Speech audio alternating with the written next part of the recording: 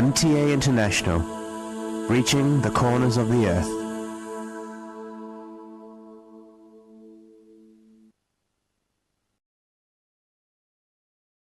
اس وقت ہم سیدنا حضرت امیر المومنین خلیفۃ المسیح رابع ایدہ اللہ تعالی بنصر العزیز کا ایک تاریخی خطبہ جمعہ آپ کی خدمت میں پیش کر رہے ہیں۔ حبیبنا صلی علی محمد صلی علی حبیبنا صلی علی محمد صلی علی رسولنا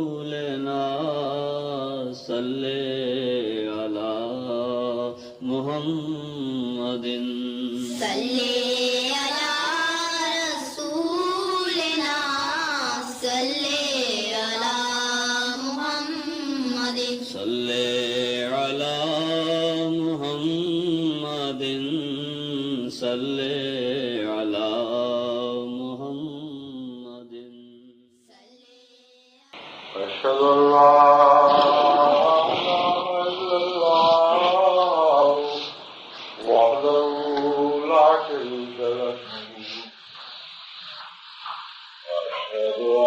محمدا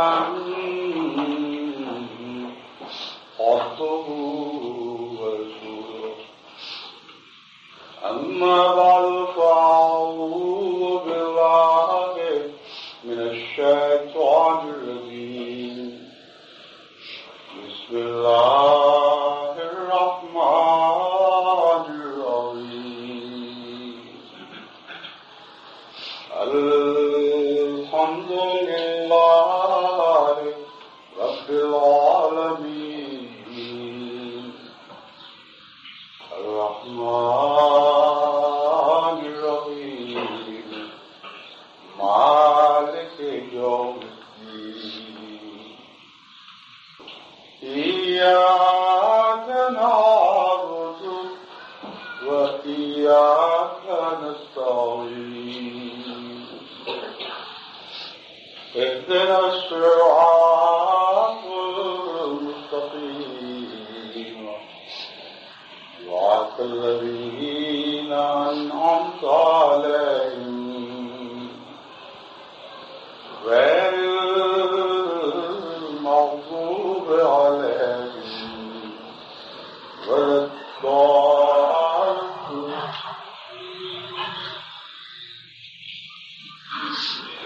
ومن أحسن قولا ممن دعا إلى الله وعمل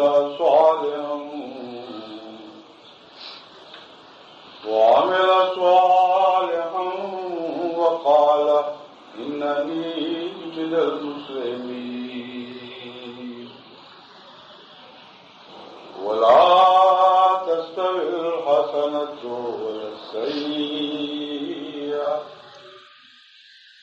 ادفع بالتي هي أحسن فإذا الذي بينك وبينه عداوة كأنه ولي حميم وما يلقاها إلا الذين صبروا وما يلقاها إلا ذو حظ عظيم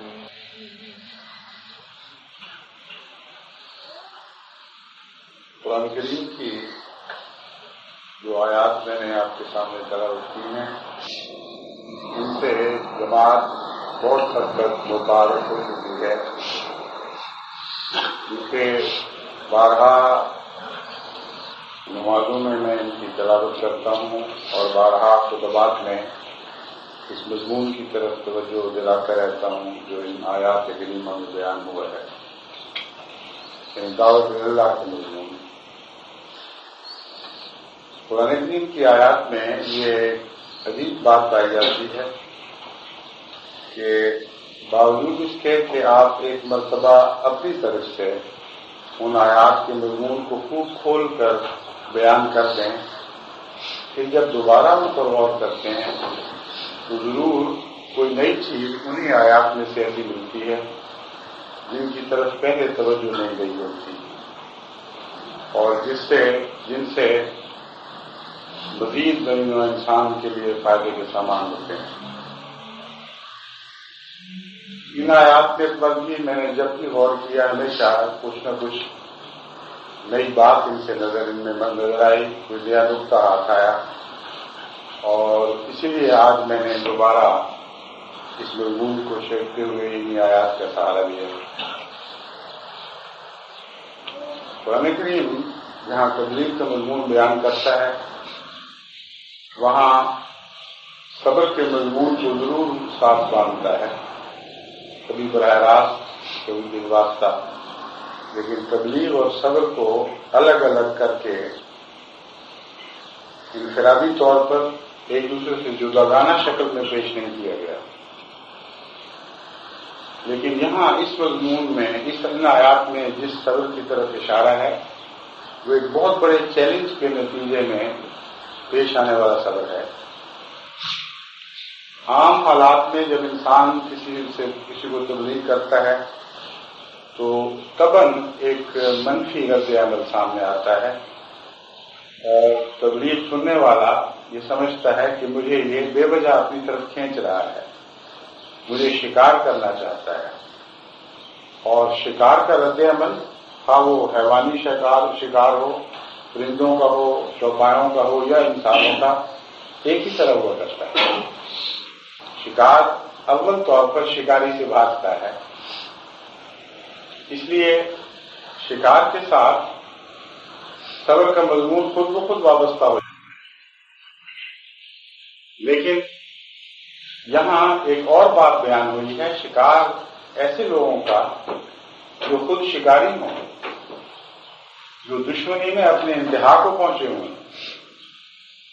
اس مضمون پر غور کرتے ہوئے جو باتیں میرے سامنے ہیں میں آپ کے ساتھ تفصیل سے ان پر گفتگو کرنا چاہتا ہوں۔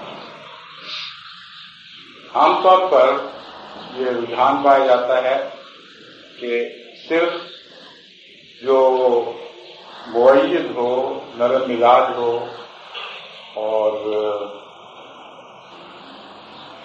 جس میں شر نہ پایا جاتا ہو، صرف اسی کو تبلیغ کرنی چاہیے۔ جہاں تک تجربے کا تعلق ہے یہ درست ہے کہ وہ لوگ جن میں سعادت پائی جاتی ہے جو ظاہری طور پر نرم مزاج رکھتے ہیں ان میں تبلیغ نسبتاً زیادہ فائدہ دیتی ہے، لیکن کوئی قاعدہ کلی اس کا نہیں بنایا جا سکتا۔ بعض لوگ ایسے ہیں جن کی طبیعتوں میں نرمی پائی جاتی ہے اور مداحنت پائی جاتی ہے۔ نرمی اخلاق کی وجہ سے نہیں بلکہ منافقت کی وجہ سے پائی جاتی ہے، اور ایسے لوگوں کے ساتھ جب احمدیوں کا تبلیغ کا واسطہ پڑتا ہے تو بعض دفعہ عمریں گزار دیتے ہیں، ایک انچ بھی آگے نہیں آتے، اور احمدی بھولے بھالے بیچارے وہ سمجھتے ہیں کہ بہت شریف آدمی ہے، بہت کبھی مخالفت نہیں کرتا، ہمیشہ اچھی بات کرتا ہے، مگر اپنی جگہ اسی طرح قائم جس طرح پہلے تھا، اور اس کے ساتھ تعلقات میں انسان اپنی عمر ضائع کر دیتا ہے۔ جہاں تک انسانی تعلقات کا معاملہ ہے ہر شخص سے تعلق اچھا رکھنا چاہیے، اس میں کوئی شک نہیں، لیکن تبلیغ کی نیت سے جب تعلق رکھا جاتا ہے تو وہ ایک مقصد اس کے پیش نظر ہوتا ہے۔ مقصد یہ ہے کہ جس کو تبلیغ کی جائے وہ قریب آئے، قریب تر آئے، یہاں تک کہ کلیتاً وہ صداقت کی جھولی میں آ پڑے۔ بس تعلق جہاں تک عام تعلق ہے اس سے کوئی کسی کو منع نہیں کرتا، بلکہ قرآن کریم نے نصیحت فرمائی ہے کہ دنیا داری کے تعلقات میں تم ہر ایک سے تعلقات رکھو، لیکن جہاں بامقصد تعلق ہے وہاں مقصد رہنمائی کرے گا کہ یہ تعلق کتنی دیر تک قائم رہنا چاہیے، اور بے سود تعلق تو نہیں ہے۔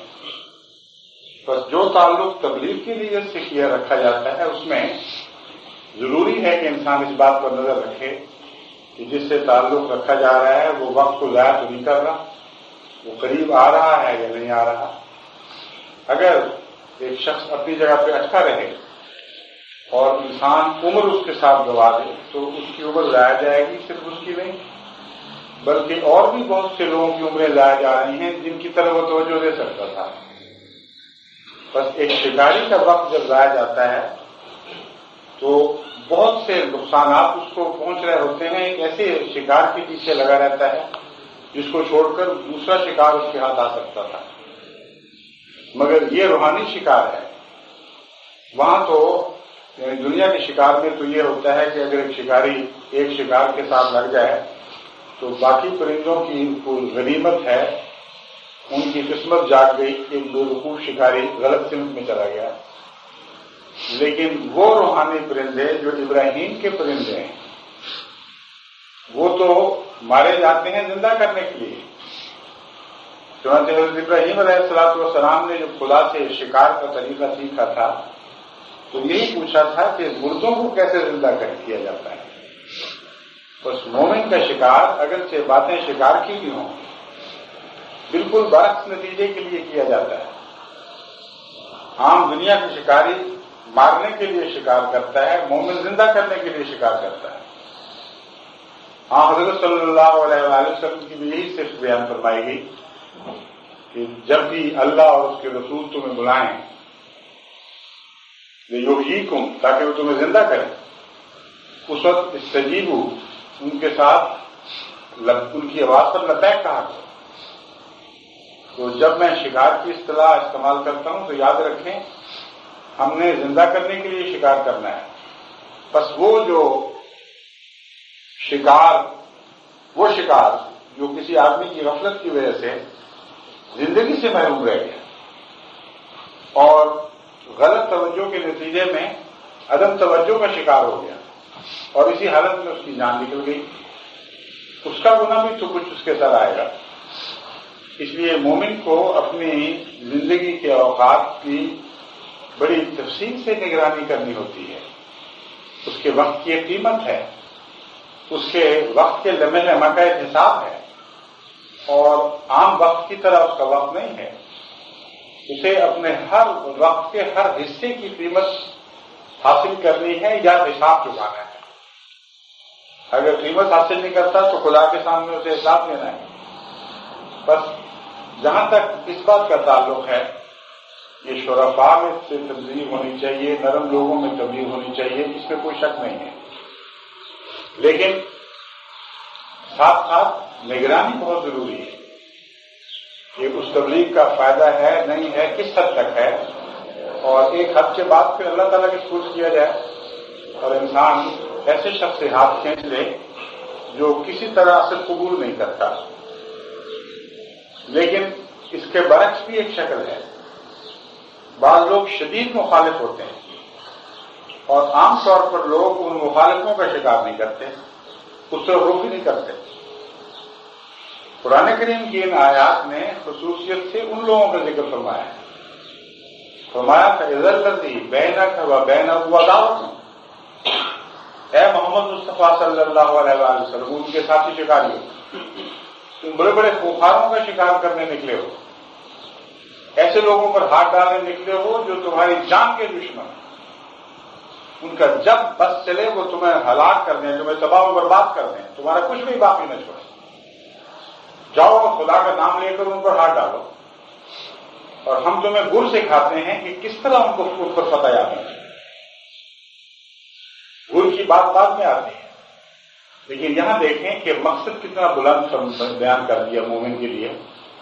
فَإِذَا الَّذِي بَيْنَكَ وَبَيْنَهُ عَدَاوَةٌ، دیکھو اچانک تم کیا دیکھو گے کہ وہ شخص جو شدید دشمن ہے کَأَنَّهُ وَلِيٌّ حَمِيمٌ، وہ جان نثار دوست میں تبدیل ہو جاتا ہے۔ اس میں نصیحت اس بات کی ہے کہ جو دین کے بڑے بڑے مخالف اور بظاہر سختی سے دین کے ساتھ ٹکرانے والے لوگ ہیں، جن سے تمہیں بظاہر کوئی خیر کی امید نہیں ہے، ان کا بھی رخ کیا کرو۔ ان میں بھی اللہ تعالیٰ نے ایسے جواہر پوشیدہ رکھے ہوئے ہیں کہ جب وہ ہاتھ آئیں گے تو بہت قیمتی خزانہ ہاتھ آئے گا۔ بس اسلام کے آغاز میں ہم یہی حالات دیکھتے ہیں کہ وہ جو جاہلیت میں اسلام کے سب سے بڑے دشمن تھے، جب وہ مسلمان ہوئے ہیں تو اسلام کے سب سے بڑے دوست بنے، اور غیر معمولی تقویت ان کی وجہ سے اسلام کو حاصل ہوئی۔ بس آپ اپنی تبلیغ میں دشمنوں پر بھی ہاتھ ڈالیں، کیونکہ آپ محمد مصطفیٰ صلی اللہ علیہ وسلم کے غلام ہیں۔ محمد رسول اللہ والذین معہ اشداء علی الکفار، ان لوگوں میں سے ہیں جو محمد مصطفیٰ کے ساتھی ہونے کے دعوے دار ہیں اور آپ کی غلامی کو اپنا فخر سمجھتے ہیں۔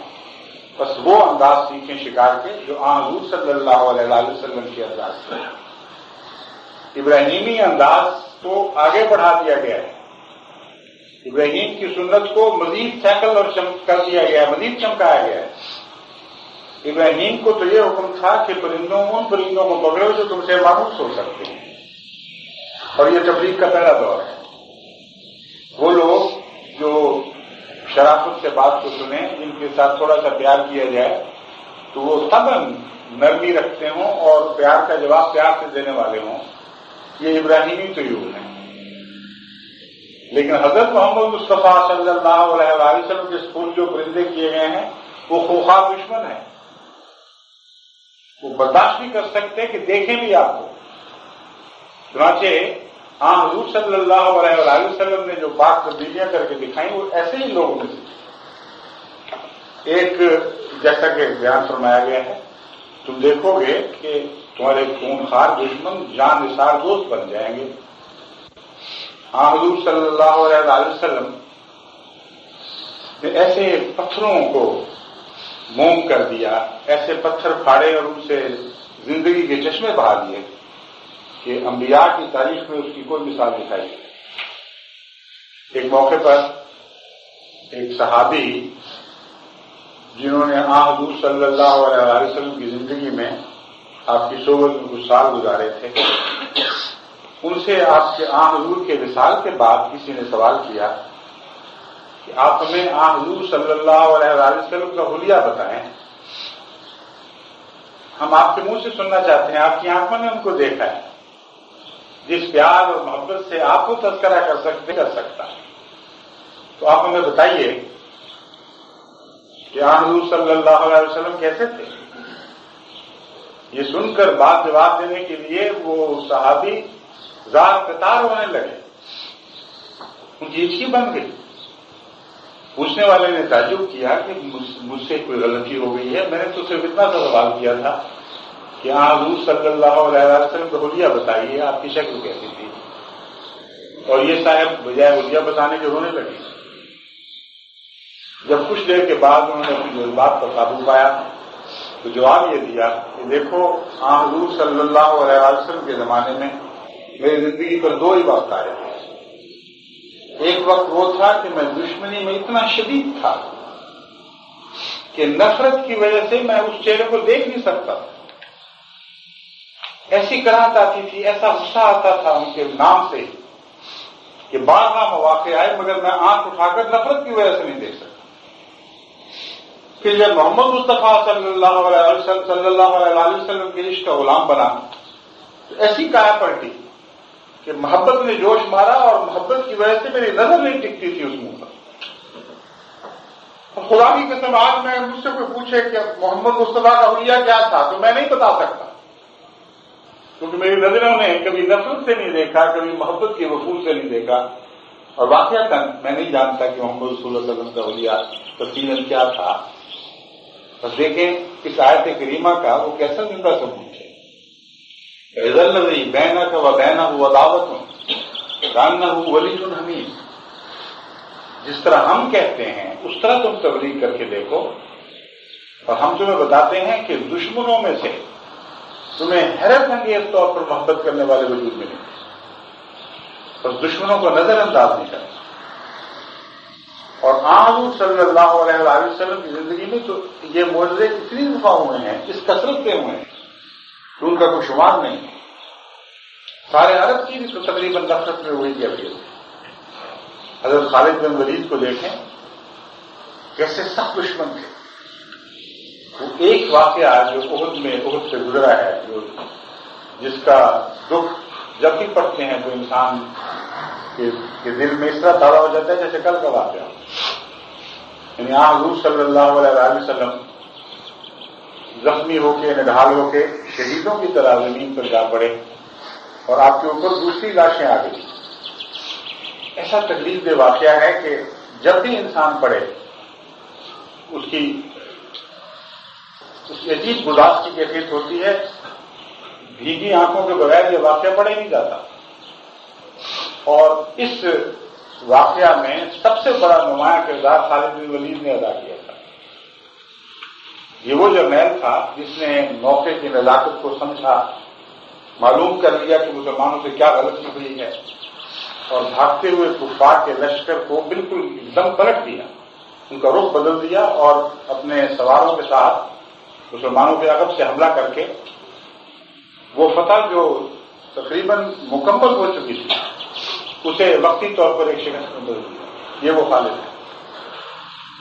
اور جب وہ حضور صلی اللہ علیہ وسلم کے محبت کے اسیر ہوئے، جب آپ کے عشق کا تیر ان پر لگا، ایسی کایا پلٹی ہے کہ اس کے بعد تمام زندگی ہر جہاد میں اس شوق سے حصہ لیا کہ کاش میں بھی شہید ہوں، لیکن یہ حسرت پوری نہ ہو سکی. اس کثرت سے آپ نے اسلام کے لیے جہاد کیا ہے اور ایسی شاندار صفت سالاری کی ہے کہ اسلام کے جہاد کے نام کے ساتھ ہی خالد بن ولید کا نام اچانک ابھر کر سامنے آ جاتا ہے. لیکن جان دی کیسی حالت میں بستر پر پڑے ہوئے ہیں، جان کلی کی حالت تھی. ساتھیوں سے کہا میرے پیٹ سے کپڑا تو اٹھاؤ. انہوں نے کپڑا اٹھایا. کہا کوئی 1 انچ دکھاؤ کہ جہاں زخموں کا نشان نہ ہو. سارا جسم میرا زخموں سے چور ہے اور داغدار ہے. جانتے ہوئے زخم میں نے کیوں کھائے؟ اس شوق میں محمد مصطفیٰ صلی اللہ علیہ وسلم کے دین کی خاطر جان دوں، میں بھی شہیدوں میں شمار ہوں، لیکن وائے حسرت میرے مقدر میں یہ نہیں تھا. اور آج بستر پر جان دے رہا ہوں. فیضل الذی بینک و بینہ عداوۃ کانہ ولی حمیم. یہ ایک اور زندہ اور تازندہ مثال اس آیت کی سچائی کی بن گئے کہ محمد مصطفیٰ صلی اللہ علیہ وسلم عام پرندوں کی شکاری نہیں ہیں. یہ تو شکاری پرندوں کے شکاری ہیں، خوفار جانوروں کے شکاری ہیں، اور ان کی ایسی کایا پلٹتے ہیں کہ حیوانوں کو انسان اور انسانوں کو خدا نما انسان بنانے والے ہیں، خدا نما انسان بنا دینے والے ہیں. یہ مضمون ہے اس آیت کا. بس اگر ہم جیسا کہ ہمارے یقین ہے محمد مصطفیٰ صلی اللہ علیہ وسلم کے نہ صرف غلام بلکہ عاشق غلام ہیں، اگر ہم اس خاطر اس دنیا میں قائم کیے گئے ہیں کہ محمد مصطفیٰ کی سنت کو دوبارہ زندہ کریں اور زندہ کر کے سارے عالم میں جاری کر دیں، تو پھر ہمارا فرض ہے، ہمارا فرض کیا، ہمیں اس بات کی لو لگ جانی چاہیے، یہ دھن لگ جانی چاہیے کہ اپنی ذات میں اس طرح محمد جی کو زندہ کر کے دکھائے.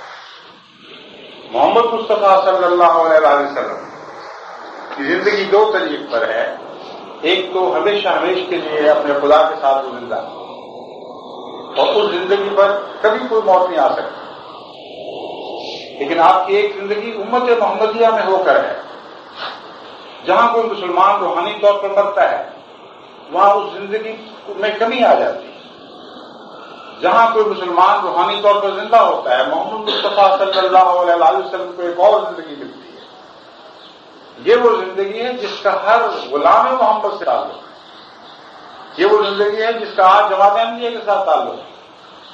بس ہر میدان میں حضرت محمد مصطفیٰ صلی اللہ علیہ وسلم کی اسوہ کو جب بھی آپ زندہ کرنے کی توفیق پائیں گے، آپ یقین رکھیں کہ آپ نے حضرت صلی اللہ علیہ وسلم کی ایک شان کو اپنے اندر زندہ کیا.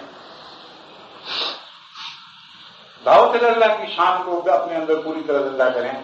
یہ مضمون ہے جو میں آپ کے سامنے بیان کر رہا ہوں، اور میں آپ کو یقین دلاتا ہوں کہ دشمنوں سے اور دشمنوں کے لیڈروں سے ڈرے نہیں. بلکہ ان تک پہنچے اور حکمت اور پیار کے ساتھ اس طریق پر جس طریق پر اس آیت نے آپ کو تبلیغ کا وہ سکھایا ہے ان کو بھی ضرور پیغام پہنچائیں.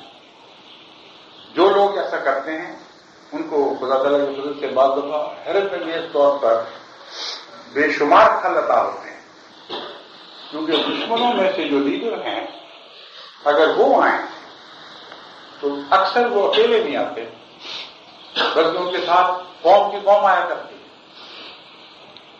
بعض ملکوں سے تبلیغ کی رپورٹیں آتی ہیں، ان میں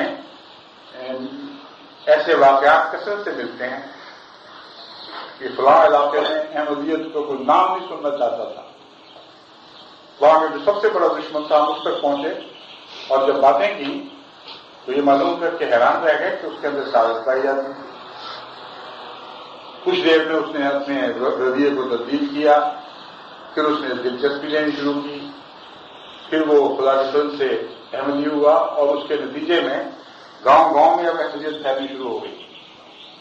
ایسی ایک رپورٹ انڈونیشیا سے بھی ملی ابھی کچھ عرصہ ہوا کہ وہ صاحب جو ایک علاقے کے پیر کے علاقے سے بڑے معزز کافی وسیع طور پر لوگوں پر اثر رکھنے والے، وہ پہلے احمدیت کے دشمنی میں اول تھے. جب وہ احمدی ہوئے تو ان کا مشغلہ یہ بن گیا ہے، ایک گاؤں سے دوسرے گاؤں جاتے ہیں، وہاں اعلان کرتے ہیں کہ دیکھو تم نے مجھے کیسا پایا. وہ جب ان کو بتاتے ہیں کہ ہاں تم ہمارے پیر تھے اور پیر ہو، تو کہتے ہیں میں تو اب کسی اور کا مرید بن چکا ہوں، میں تو پیر نہیں رہا، اب بتاؤ تمہارا کیا خیال ہے. تو پھر بعض دفعہ وہ گاؤں والے جس میں شرافت ہے وہ کہتے ہیں تم ہمارے اب بھی پیر ہو، جدھر تم نے قدم رکھا ہے وہیں ہمارا قدم پڑے گا. اور اللہ کے فضل کے ساتھ اس علاقے میں جہاں پہلے احمدیت کا نشان بھی نہیں تھا وہاں کثرت سے جماعتیں بننی شروع ہو گئی. یہ ایک ملک کی بات نہیں ہے، ہر ملک پر یہ بات اسی طرح ثابت آتی ہے. یہاں بھی بہت سے ایسے نوجوان ہیں یا دوسری عمر کے لوگ ہیں جن کے اندر لیڈری کی صفات پائی جاتی ہیں. ایسے ہیں جن کے اندر لیڈری کی صفات کے ساتھ اسلام دشمنی بھی پائی جاتی ہے اور وہ نمایاں طور پر اسلام کی مخالفت میں یا حق کی مخالفت میں جس رنگ میں بھی وہ کوشش کر سکتے ہیں وہ کرتے ہیں. ان تک بھی پہنچنا چاہیے اور اس کو یہ پہنچنے کے بہت سے ذرائع ہیں. فرانس کو جب میں پیش نظر رکھ کر بات کرتا ہوں تو مجھے معلوم ہے کہ یہاں جماعت بہت چھوٹی ہے اور ابھی تک فرانسیسی قوم کے ساتھ ان کا گہرا رابطہ نہیں ہو سکا. نتیجتاً فرانس میں آج تک جتنی بھی تبلیغ ہوئی ہے اکثر و بیشتر وہ غیر فرانسیسی ہوئی ہے. مثلا یہاں موروکو سے آنے والے لوگ ہیں، یہاں افریقہ کے مختلف ممالک سے آ کر بسنے والے لوگ ہیں، یہاں پاکستانی ہیں. جہاں تک تبلیغ ہوئی ہے عام طور پر ان لوگوں میں ہوئی ہے. اور فرانسیسی کی جب بات کرتے ہیں تو کہتے ہیں وہ دنیا پرست ہے، وہ دنیا دار ہے، اسے کوئی دلچسپی نہیں ہے دین میں. جب بات کرتے ہیں تو وہ کوڑا سا جواب دے دیتا ہے. میں آپ کو بتاتا ہوں کہ ہر قوم میں خدا تعالیٰ نے نیک فطرت لوگ رکھے ہوئے ہیں اور دشمنوں کی دشمنی کے بھیس میں بھی آپ کو بڑے نیک فطرت لوگ ملیں گے. جو شدید مخالف دکھائی دیتے ہیں وہ جب نرم پڑتے ہیں تو ان کے اندر ایک حیرت انگیز انقلاب برپا ہو جایا کرتا ہے. بس آپ کی ہمت اگر ٹوٹ جائے تو فرانس کی ہمت ٹوٹ جائے. آپ کے سپرد کی قوم کی قسمت کی گئی ہے، آپ نے ہمت نہیں ہارنی، کیونکہ جب داعی اللہ ہمت ہار دیتا ہے تو در حقیقت اس ساری قوم کی ہمت ٹوٹتی ہے. نصیحت کرنا بڑا مشکل کام ہے. نصیحت کرنے کے لیے غیر معمولی طاقتوں کی ضرورت ہے. اسی لیے قرآن کریم نے صبر کی ترتیب فرمائی. اور یہ وہ دوسرا پہلو ہے جو میں آپ کے سامنے آج رکھنا چاہتا ہوں.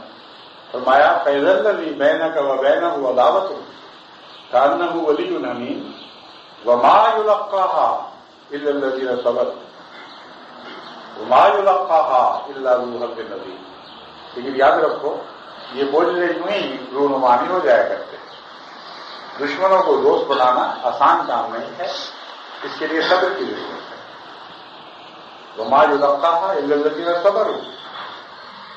لیکن اس کے علاوہ کچھ اور بھی ضرورت ہے، کیونکہ سارا خطاب واحد میں ہے اور اس میں اول مخاطب حضرت محمد مصطفیٰ صلی اللہ علیہ وآلہ وسلم ہیں، اور آپ کو جو صبر عطا ہوا تھا وہ لفظ صبر کے تابع پوری طرح بیان نہیں ہو سکتا، اس لیے جہاں عام مومنوں کا صبر کا ذکر فرما کر یہ کہا وما یلقاها الا الذین صبروا، جمع کے صیغے میں وما یلقاها الا ذو حظ عظیم، یہاں واحد کی بات کی ہے، پھر اب جمع کا ذکر چھوڑ دیا ہے، جس طرح پہلے کا کر کے یعنی تو کر کے مخاطب کیا جا رہا ہے، مومنوں کا عمومی ذکر کرتے ہی خدا پھر واپس اس مضمون پہ پڑتا ہے، اور حضرت محمد مصطفیٰ صلی اللہ علیہ وآلہ وسلم کو متعلق فرماتا ہے وما یلقاها الا ذو حظ عظیم۔ اس عظیم مقصد کو ایک عظیم اخلاق کا تو حصہ دیے گئے انسان کے سوا اور کوئی پورا نہیں کر سکتا۔ وہ لوگ جو صبر کرتے ہیں ان کو بھی ملے گا، لیکن اصل کامیابی جو غیر معمولی اور اعجازی کامیابی ہے وہ اس کو ملے گی جسے حظ عظیم عطا ہوا ہے۔ حظ کہتے ہیں حصے کو، ٹکڑے کو، اور بہت عظیم ٹکڑا ملا ہے۔ کس چیز کا ٹکڑا یہ بیان نہیں فرمایا۔ صبر کی بات ہو رہی ہے، اس لیے پہلا ذہن دماغ صبر کی طرف جاتا ہے، اور اس پہلو سے جب ہم حضور صلی اللہ علیہ وسلم کو دیکھتے ہیں تو بلا شبہ اس سے بڑا صابر انسان کبھی دنیا میں پیدا نہیں۔ ہر میدان میں صبر کی ہر آزمائش میں آپ اس شان سے پورے اترے ہیں کہ اس کی کوئی مثال کہیں دکھائی نہیں دیتی۔ ذاتی نقصان کی کیفیت دیکھ لیجیے، مختلف نوعیتوں کے ذاتی نقصان کی کیفیت دیکھ لیجیے، اپنے عزیزوں اور پیاروں کے دکھ برداشت کرنے کی کیفیت کو دیکھ لیجیے۔ صبر کے جتنے بھی امتحان آ سکتے ہیں وہ سارے حضور صلی اللہ علیہ وآلہ وسلم پر مختلف زندگی کے حصوں میں مختلف شکلوں میں آئے، اور حیرت انگیز طور پر آپ نے ہر امتحان میں نمایاں کامیابی حاصل فرمائی، ایسی جو چاند سورج کی طرح روشن کامیابی تھی۔ اول زندگی میں آپ کے والد کا وصال بعض روایات کے مطابق آپ کی پیدائش سے پہلے ہو چکا تھا، یعنی پیدا ہی یتیم ہوئے، اور چھوٹی عمر تھی کہ والدہ کا وہ وصال ہو گیا، اور بالکل والد اور والدہ کے بغیر بچپن میں آپ کو دوسروں کے رحم و کرم پر زندگی بسر کرنا پڑی، اور اس صبر کے ساتھ اس شان کے ساتھ آپ نے یہ دور گزارا ہے کہ اس میں ایک ذرہ بھی احساس کمتری کو داخل نہیں ہونے دیا۔ عام طور پر لوگ صبر کے امتحان کے وقت منفی صفات دیکھتے ہیں، لیکن جہاں تک میں نے انسانی فطرت پر غور کیا ہے، یتاما کے لیے سب سے بڑا امتحان احساس کمتری کا امتحان ہوتا ہے۔ وہ یتیم جو صبر نہ کر سکے وہ لازماً احساس کمتری کا شکار ہو جاتا ہے، اور احساس کمتری پھر بہت سے بھیانک کردار پر منتج ہوتا ہے۔ اکثر دنیا میں ٹیڑھے دماغ، خطرناک سوچنے والے، غلط فلسفے دنیا کو دینے والے، اگر آپ ان کی زندگی کا جائزہ لیں تو کسی نہ کسی زندگی کے دور میں احساس کمتری کا شکار ہوئے۔ حضور صلی اللہ علیہ وآلہ وسلم نے اپنی یسیری اور یتیمی کا دور اس شان کے ساتھ ان کیفیتوں سے متصل ہوئے بغیر گزارا ہے کہ آپ کے سپرد دنیا کا عظیم ترین کام کیا گیا ہے، یعنی نبیوں میں سے بھی آپ کے سپرد جو کام ہوا ہے وہ اور کسی نبی کو نہ صرف یہ دیا نہیں گیا بلکہ اس کا ایک معمولی حصہ بھی نہیں دیا گیا۔ سارے عالم کو خدا تعالیٰ کی چوکھٹ پر لا ڈالنا ایک ایسے شخص کے سپرد کیا گیا جس کا نہ باپ تھا نہ ماں تھی، لوگوں کے رحم و کرم پر بلتا رہا، اور جس نے جب دعویٰ کیا تو ساری اپنی قوم کلیتاً اس کی دشمن ہوئی۔ یہ حظ عظیم کی بات ہو رہی ہے۔ صبر کا حصہ ملا تو اتنا بڑا کہ اس کی کوئی مثال نہیں دنیا میں دکھائی دے گی۔ پھر آپ کے بیٹے ہوئے، کہتے ہیں 11 بیٹے پیدا ہوئے اور 11 کی 11 چھوٹی عمر میں فوت ہو گئے، بہت بچپن میں یا چند سانسوں کے بعد یا چند سالوں کے بعد. اور ہر بچے کی پیدائش پر دشمن ہنستا تھا اور مذاق اڑاتا تھا اور آپ کے متعلق طرح طرح کی باتیں کرتا تھا کہ دیکھو یہ تو لاول مرا جاتا ہے اور دنیا کی بادشاہی کے دعوے کرتا ہے.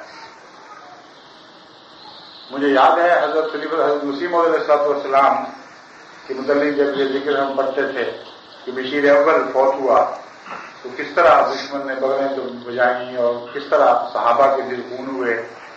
اور بعض واقعات جب صحابہ کے پڑھتے ہیں تو معلوم ہوتا ہے کہ شدید تکلیف کی حالت میں تھے، لیکن حضرت مسیح موعود علیہ السلام پر کوئی اثر نہیں تھا. آپ جانتے تھے کہ خدا کا وعدہ ضرور پورا ہوگا. یہ بچہ فوت ہو گیا ہے تو کوئی اور مقدر والا بچہ بعد میں عطا ہوگا.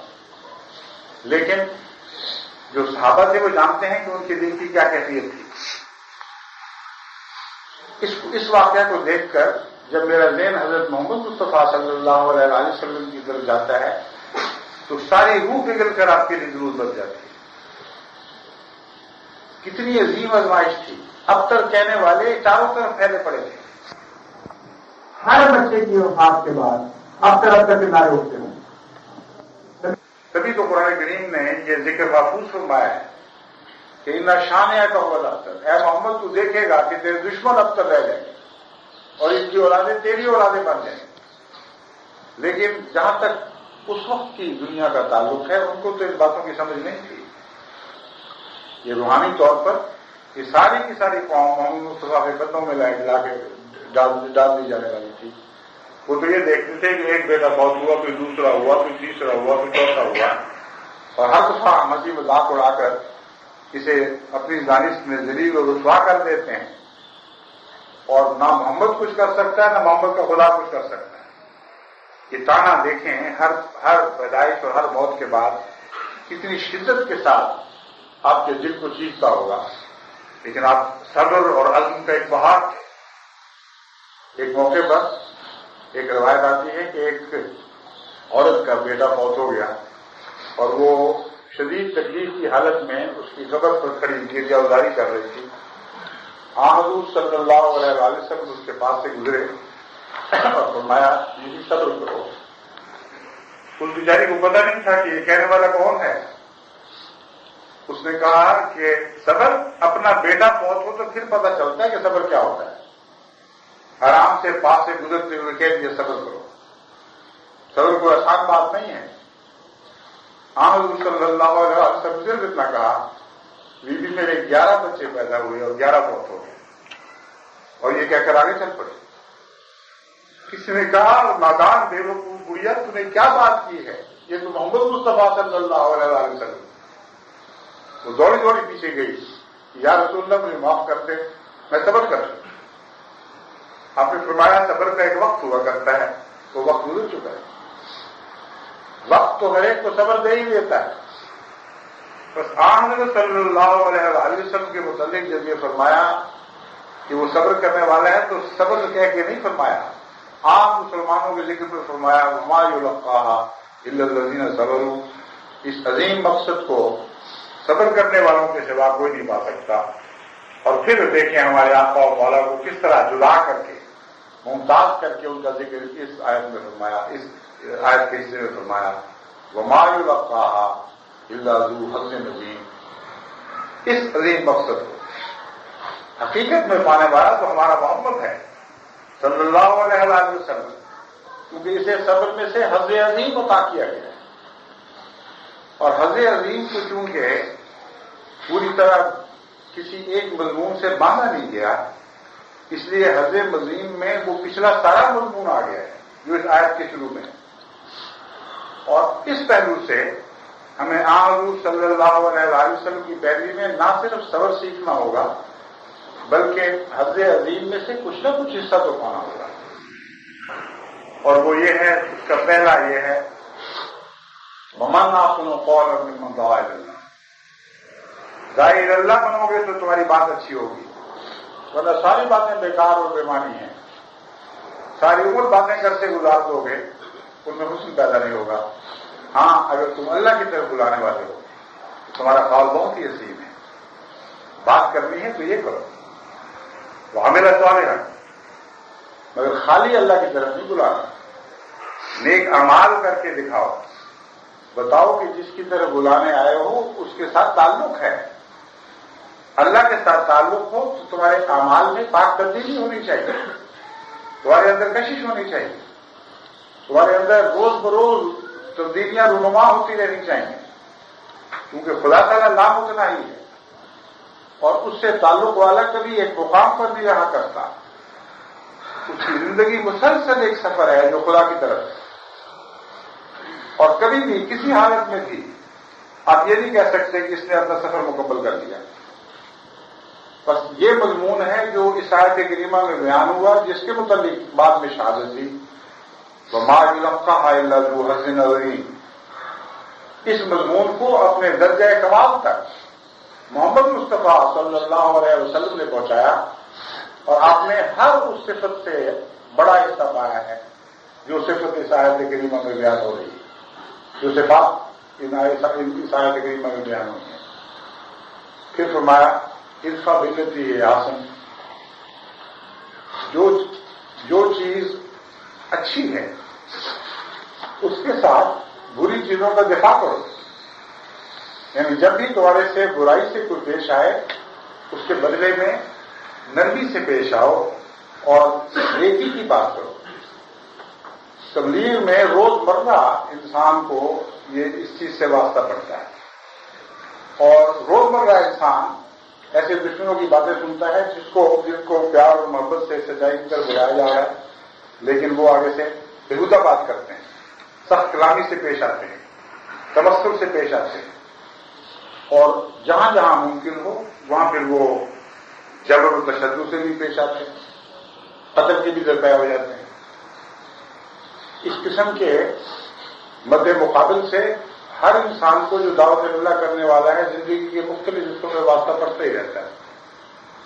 فرمایا یاد رکھو ادفع باللتی ہی احسن صحیح ہے، تو ادفع باللتی ہی آسن بات سے دفاع کرنا ہے.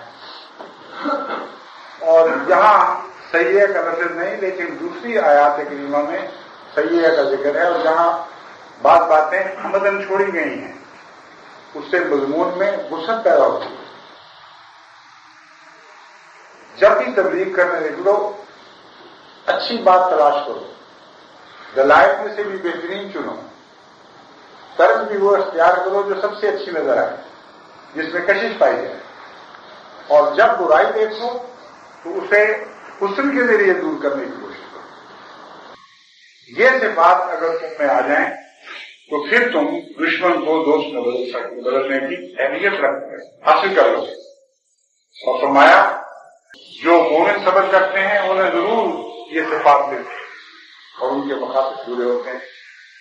لیکن خیر سب سے زیادہ شاندار حصہ ان تمام خوبیوں میں سے اگر کسی کو ملا ہے تو محمد مصطفیٰ صلی اللہ علیہ وسلم وہ ذو حظ عظیم.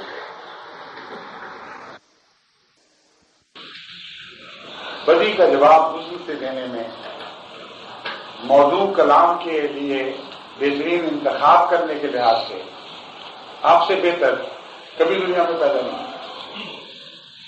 ہاں حضرت صلی اللہ علیہ وسلم کی نصائح آپ پڑھیں احادیث میں، آپ کی طرز بیان کو دیکھیں، دل اشش کر اٹھتا ہے. 1400 سال کے اوپر گزر گئے کہ وہ باتیں کہی گئی تھی مگر آج بھی زندہ ہے. وہ سادہ سا کلام ایسی عجیب چمک اور ایسی شان رکھتا ہے کہ آنکھوں کو جھجھا دینے والا ہے، ایسا جذب رکھتا ہے کہ دل بے ساختہ اس کی طرف شکیلا چلاتا ہے.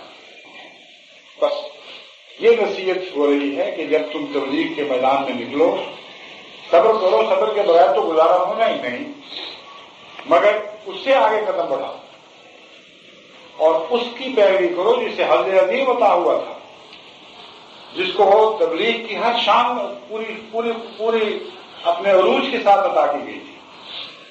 بس حضرت صلی اللہ علیہ وسلم کے اسوے پر اگر چلنا ہے تو پہلی بات یہ یاد رکھیں کہ چھوٹے بڑے ہر قسم کے شخص سے تبدیلی رابطہ رکھنا ہے، خواہ وہ بظاہر نرم مزاج کا ہو یا سخت مزاج کا ہو، بڑے سے بڑا دشمن بھی ہو اس تک بھی بات پہنچانی ضروری ہے اور بغیر خوف کے اسے بات پہنچانی ہے۔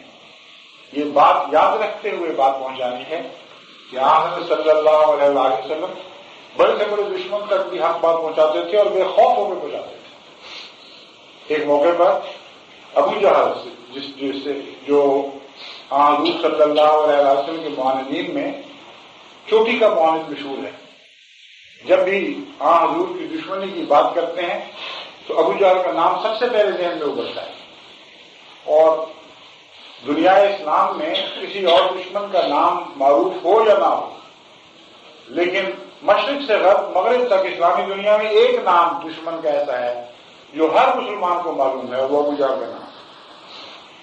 ایسا شدید معاند، لیکن ایک مرتبہ ایک شخص فریاد لے کر حضور صلی اللہ علیہ وسلم کی خدمت میں حاضر ہوا اور عرض کیا کہ یا رسول اللہ، ابو جہل نے میرا کچھ قرض دینا ہے اور وہ دیتا نہیں، آپ نے حلف الفضول کیا ہوا ہے، آپ نے ایک زمانے میں یہ قسم کھائی تھی کہ جب بھی کسی غریب اور بے کس کی مدد کی ضرورت ہوگی آپ آگے آئیں گے، میں اس حلف الفضول کا حوالہ دیتا ہوں، آئیے میری مدد کریں۔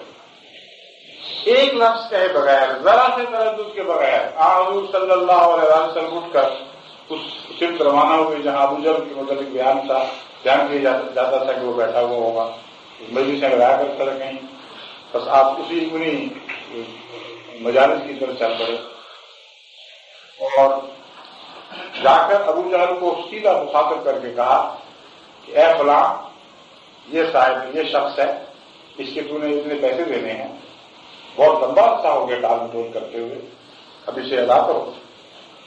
اور اس نے بغیر اعتراض کے، بغیر تردد، بغیر بہانے کے اسی وقت اس رقم کی ادائیگی کے لیے احکام جاری کیے۔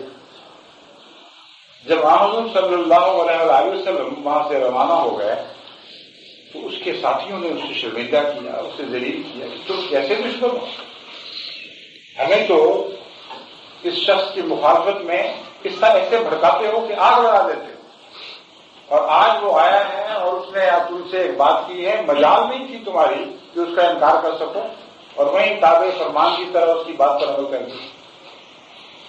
ابو جہل نے کہا تم نے وہ نہیں دیکھا جو میں نے دیکھا ہے، عام حالات ہوتے تو میں وہی سلوک کرتا اس شخص سے جیسے میں ہمیشہ کرتا ہوں، مگر جب یہ مجھے کہہ رہا تھا کہ اس شخص کا حق ادا کرو اور میرے دل میں ایک بغاوت کے جذبات اٹھے، اس وقت میں دیکھ رہا تھا کہ اس کے پیچھے جیسے دو مست اونٹ ہوں اور مجھ پر حملے کے لیے تیار کھڑے ہیں، ان کے منہ سے جھاگے بہ رہی ہیں، اگر میں انکار کرتا تو مجھے نظر آ رہا تھا کہ یہ اونٹ مجھ پر پل پڑے۔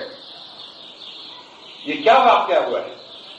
یہ خدا تعالیٰ کی طرف سے جو تائید کا وعدہ ہے اور اپنے غلاموں کے حق میں جب وہ نشان دکھاتا ہے ان کی ایک مثال ہے۔ دشمن بھی ایسا جیسا ابو جہل، لیکن حضرت صلی اللہ علیہ وسلم میں خدا کی خاطر، اپنے ایفائے عہد کی خاطر ہر قسم کے جانی اور جسمانی خطرے کو بالائے طاق رکھتے ہوئے اس کی طرف چل پڑے تھے۔ اللہ نے اس کی ایسی قدر فرمائی کہ کشفاً ابو جہل کو دو اونٹ دکھائے جو مست اونٹ تھے اور جیسے حملے کے لیے تیار بیٹھے۔ یہ جو کیفیت ہے اس سے پتہ چلتا ہے کہ کشف اور الہام بھی مختلف نوعیت کے ہوا کرتے ہیں۔ بعض کشوف مخالفانہ کشوف ہوتے ہیں اور بعض کشوف موافقانہ کشوف ہوتے ہیں۔ نیک اور بد کی تمیز کشفوں کی اور الہاموں کی کیفیات سے پتہ چلتی ہے۔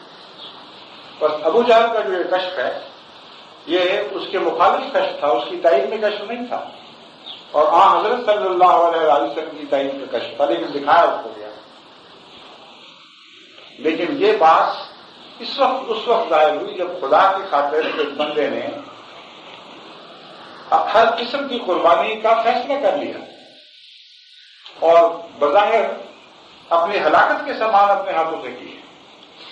ایک دشمن کے منہ میں چلے جانا جیسے شیر کی غار میں انسان داخل ہو جائے، ایسی ہی بات تھی. اور بغیر کسی اور ساتھی کو لیے، بغیر کسی محافظ کو لیے اس کا چل پڑتے ہیں.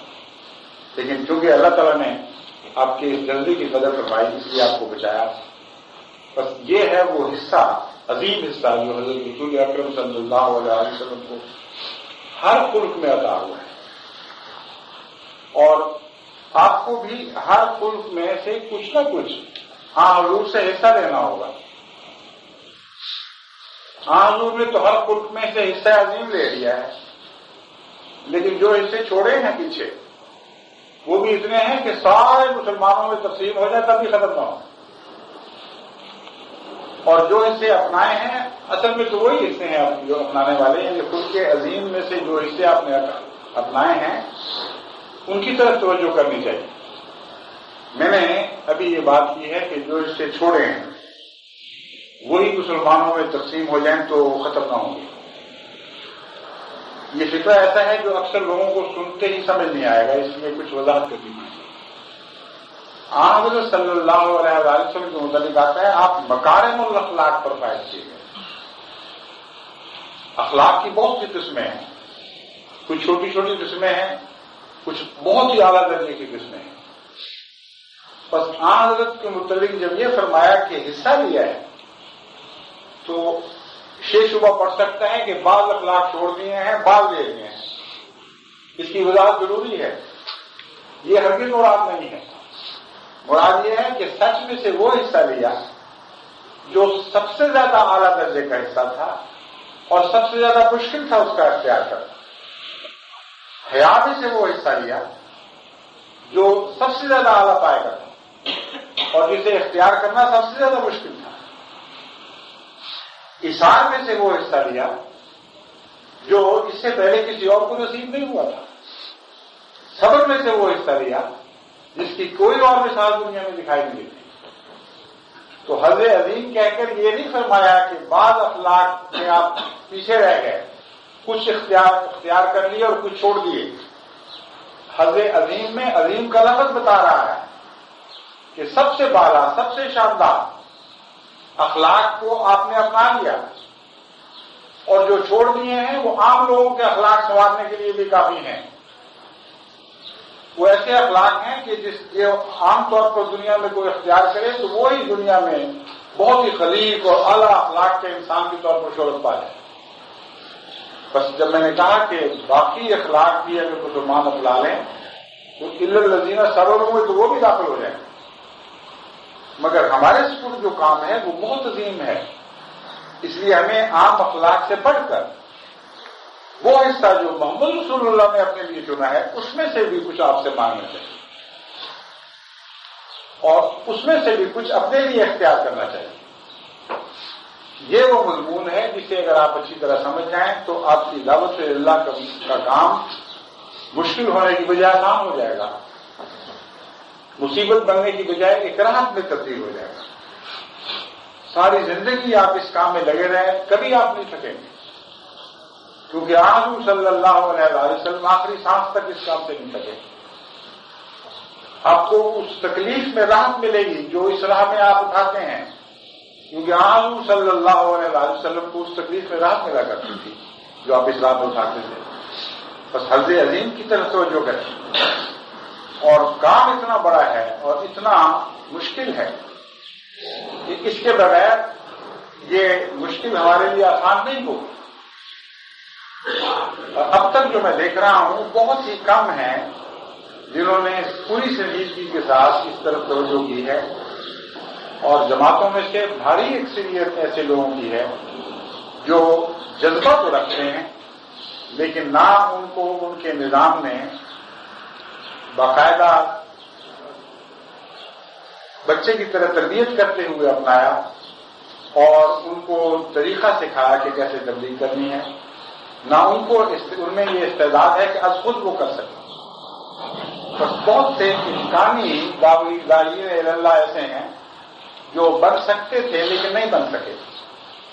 اس سلسلے میں انشاءاللہ آئندہ خطبے میں عمراء کو نصیحت کروں گا انفرادی طور پر نصیحتیں ہیں جو ہر جماعت کے فرد سے تعلق رکھتی ہیں، لیکن بہت سے ایسے ہیں جو نصیحت سنتے ہیں، نصیحت پر عمل کرنا چاہتے ہیں لیکن نہیں کر سکتے، ان کے لیے مربی کی ضرورت ہوتی ہے، اور ان مربیوں کے لیے پھر ایک باقاعدہ نظام کی ضرورت ہے، باقاعدہ نظام کے تابع ایسے مربی ضرورت مندوں تک پہنچیں، ان کی تربیت کریں، ان کو ادنا سے اعلیٰ مقامات تک پہنچائیں۔ بس دونوں طرف ہمیں باقاعدہ نگرانی کرنی ہوگی۔ کتنے احمدی ہیں جو اثرات خطبات کے اثر سے واقعتاً داعی اللہ بن گئے ہیں، کتنے ہیں جن کے اندر تمنائیں پیدا ہونی ہیں لیکن وقت کے ساتھ ساتھ آہستہ آہستہ وہ ٹھنڈی پڑ جاتی ہیں، کتنی جماعتیں ہیں جہاں تبلیغ کے نتیجے میں نمایاں طور پر کثرت سے لوگ مسلمان ہونا شروع ہو گئے ہیں، کتنی ہیں جہاں شاید تبلیغ ہو رہی ہے لیکن اثر کوئی نہیں ہو رہا۔ اگر آپ تقسیم کرنا شروع کریں جماعتوں کے حالات کو کیٹیگریز کے طور پر، تو آپ کو بہت سے ایسے گروہ ملیں گے جن کی طرف باقاعدہ نظام جماعت کو توجہ کرنی ہوگی۔ اگر وہ نہیں کریں گے تو وہ گروہ ضائع ہو جائیں گے، ان کے اندر ذاتی طور پر یہ صلاحیت نہیں ہے کہ وہ اپنی نیکیوں کو عمل میں ڈھال سکیں۔ بس بہت سے کام ہیں جو نظام جماعت کو ادا کرنے ہیں، بہت سے کام ہیں جو ہیں انفرادی، لیکن امیر جماعت کی ذمہ داری ہے کہ وہ نظر رکھے کہ کتنے افراد ان انفرادی پروگراموں سے فائدہ اٹھا رہے ہیں۔ اگر وہ ایک دفعہ کہہ کر غافل ہو جاتا ہے تو اس نے اپنی امانت کا حق ادا نہیں کیا، کیونکہ اس کے لیے بھی صبر کا مضمون ہے، اور نصیحت کرنے والے کو سب سے زیادہ صبر میں سے حصہ لینا چاہیے۔ یہ مضمون بھی میں نے اسی آیت کریمہ سے سیکھا، کیونکہ حضرت صلی اللہ علیہ وسلم کو جو یہ فرمایا کہ وہ حظ عظیم رکھنے والا انسان ہے، تو پہلے صابرین کا ذکر کر دیا تھا۔ اس میں ایک بہت گہرا راز ہے، وہ یہ کہ یہ صابر بنانے والا جس نے اپنے ساتھیوں کو ایسا صابر بنا دیا کہ خدا بڑے پیار سے ان کا ذکر کر رہا ہے، اندازہ کرو کہ وہ خود کتنے بڑے صبر والا ہوگا۔ اور واقعہ یہ ہے کہ جو خود صبر والا ہو وہی دوسرے کو صابر بنا سکتا ہے، اور جس میں آپ صبر نہ ہو کسی کو صبر نہیں، کسی کی تقریر بھی نہیں کر سکتا۔ تو فرمایا محمد مصطفیٰ صلی اللہ علیہ وسلم کے صبر کا اندازہ کرو، کتنا بڑا حصہ پایا ہوگا کہ الذین آمنوا، جتنے ایمان والے تم صابر دیکھ رہے ہو، یہ محمد مصطفیٰ کی کوششوں کا پھل ہے، انہی کے اخلاق کی خیرات ہیں کہ یہ اتنے صبر کرنے والے پیدا ہوئے ہیں۔ تو تم بھی محمد مصطفیٰ صلی اللہ علیہ وسلم کے در سے صبر کی خیرات حاصل کرو، پھر تم دیکھو گے کہ تم میں عظیم تبدیلیاں پیدا کرنے کی طاقت عطا ہوگی، اور تم واقعتاً وہ کام کر دکھاؤ گے جو بظاہر ناممکن دکھائی دیتے ہیں۔ بس فرانس ہو یا جرمنی ہو یا ہالینڈ ہو یا دنیا کے کوئی اور ملک، ہر ملک محمد مصطفیٰ کا ملک ہے، کیونکہ آپ کو رحمت للعالمین بنا کے بھیجا گیا ہے۔ ہر ملک کی جماعت کا اولین فرض ہے کہ اپنے ملک کے باشندوں کو، جس ملک میں رہتے ہیں، جس ملک کا نمک کھاتے ہیں، جس ملک کا پانی پیتے ہیں، اس کے باشندوں کی طرف بھرپور توجہ کریں، اور ان میں سے لیڈر سے خاص لوگ چنیں، خواہ وہ دشمنی میں آگے بڑھے ہوئے ہوں۔ اگر وہ ہمت اور صبر اور اخلاق محمدی کے ساتھ ان کو تبدیل کریں گے تو میں یقین دلاتا ہوں کہ انہی دشمنوں میں سے حضور صلی اللہ علیہ وسلم کے دین پر جان نشاور کرنے والے دوست پیدا ہو جائیں گے۔ خدا کرے کہ فرانس کی جماعت کو فرانس میں اور دیگر ملکوں کی جماعتوں کو دیگر ملکوں میں یہ روحانی انقلاب برپا کرنے کی توفیق عطا فرمائے۔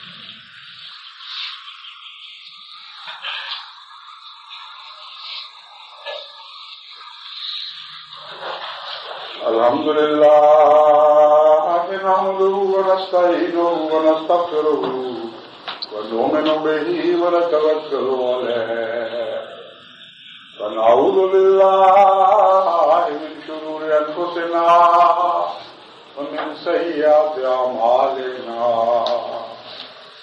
من یهده اللہ فلا مضل له ومن یضلل فلا هادي له ونشهد ان لا اله الا الله وحده لا شريك له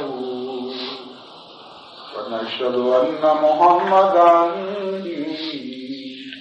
عبده ورسوله عباد الله رحمكم الله إن الله يأمر بالعدل والإحسان وإيتاء ذي القربى وينهى عن الفحشاء والمنكر والبغي يعظكم لعلكم تذكرون اذكروا الله يذكركم وادعوه يستجب لكم وذكر الله أكبر.